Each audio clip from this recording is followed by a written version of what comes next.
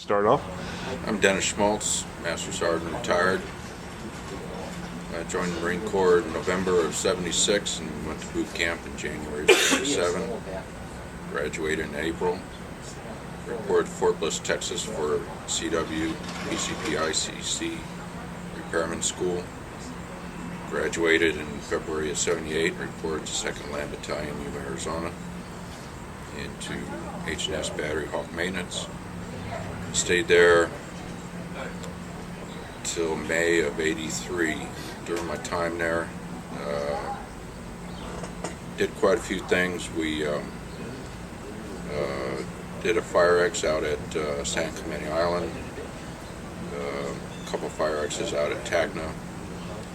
We had the opportunity to take a firing battery, I was actually Bravo battery, to White Sands, New Mexico, to provide tracking for the research, development, and testing of the cruise missile. Let's see. I met my wife there in Yuma, got married there, first son was born there. Some of the people that I knew there that haven't seen in quite a while. Blue Stripe, I'm not sure if he's still around. I knew a Steve Sloan while I was in school. He was one of the first senior staff non-commissioned officers I knew. I met him later on in life, kind of a coincidental thing. From Yuma, we left there in May of '82, went to Redstone Arsenal for 5927 training, which was again into the ICC, PCP, additional training technician. I was supposed to get orders back to Yuma, Arizona, and I got waylaid into being an instructor at Fort Bliss, Texas. Spent 3 years there, had a very enjoyable time. In between Redstone and Fort Bliss, my daughter was born. Had a very good time at Fort Bliss. It was not as long as I wanted to spend there. Didn't quite spend 3 years there. Went back to Redstone Arsenal for 5928 Maintenance Chief School. From there I went to Hayward, California, which was 4th Land Battalion Detachment B, which consisted of a H&S Battery Detachment and batteries B and C of the reserves. We had opportunities to take the reserves out on several different types of training operations. We went to Fallon, Nevada several times to provide a surface air missile threat to the Navy's carrier air groups that would go through there and do their training. It's kind of a step up from Top Gun school. Let's see.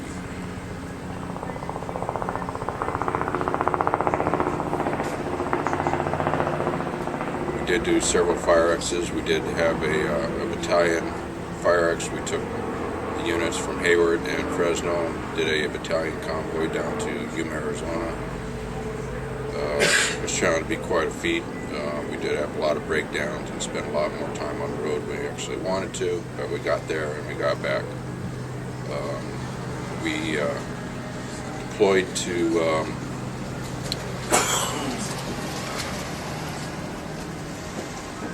it's a place out in Utah where they did all the nerve gas testing back in the Cold War. They put us out on a range out there in the desert. Not White Sands? No, not White Sands. I'll think of it eventually.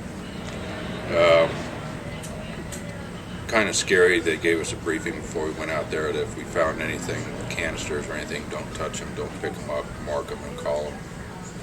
One of our engineers stepped out of his cot one morning and one of the canisters that was hidden underneath the sand started hissing. So next thing you know, he's getting struck down a side. And they scoured our campsite again. It was, there was something in the ground there, but they let us stay. It was a pretty good fire X there.